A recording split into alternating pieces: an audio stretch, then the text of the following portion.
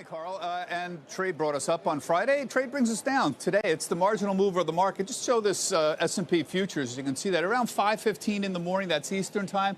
We got some reports here that China wants additional negotiations before it agrees on the wording of a phase one here. Again, this is a truce, not an actual agreement. We lost 15 points there, and we try to come back here. But you see, essentially, the damage has been done right now. In terms of sectors, well, it's those trade groups. They were up on Friday.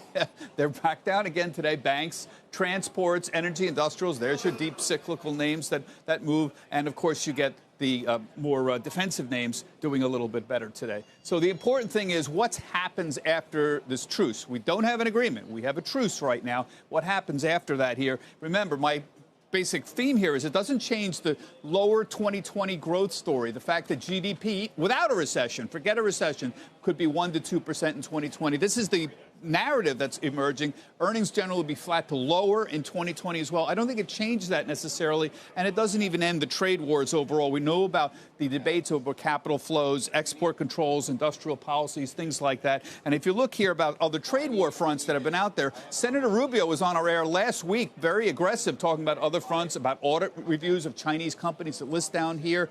They want them to be more forthcoming. China's weighting in global indices is an issue. Senator Rubio was talking about that as well. Why do we support certain U.S. pension funds? Why would they support adding Chinese companies to these indexes? This gets into a lot broader areas. So my point is, none of this goes away, even if you get a phase one agreement. Right now, just take a look at where we are in earnings, because they're going to start tomorrow. Of course, we're going to get Wells Fargo, JP Morgan, and things like that. So the numbers have come down a bit. Today, 3% for the earnings estimates down.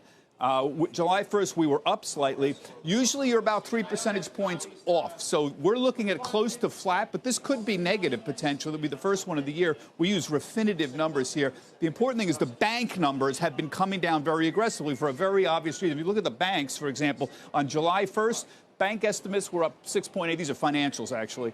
And now they're only 1.2%. That's a big, big drop on a percentage basis. And the reason that's happening is because of the yield situation. In the beginning of August, remember they put new tariffs on? Take a look at the yields and what's going on with the 10-year yield. It dropped rather precipitously in the beginning of August. There it is, right there. And that's what kind of spooked everybody and caused a lot of the bank earnings estimates to move down, 10-year yields. And, of course, this tends to move in the direction roughly of bank stocks as well. If you look at the KBE, which is the ETF for the major banks, exact same things happen. There's your big drop in August. As you can see, this has been very, very choppy this year because they've been wanting to buy banks on the idea that the valuations are so low on them. But you can see it's been a very difficult road to try to buy banks at the bottom right now, choppy on the side. So we'll see what happens with Wells Fargo, JP Morgan tomorrow. But it's that yields that are really pushing around the prices.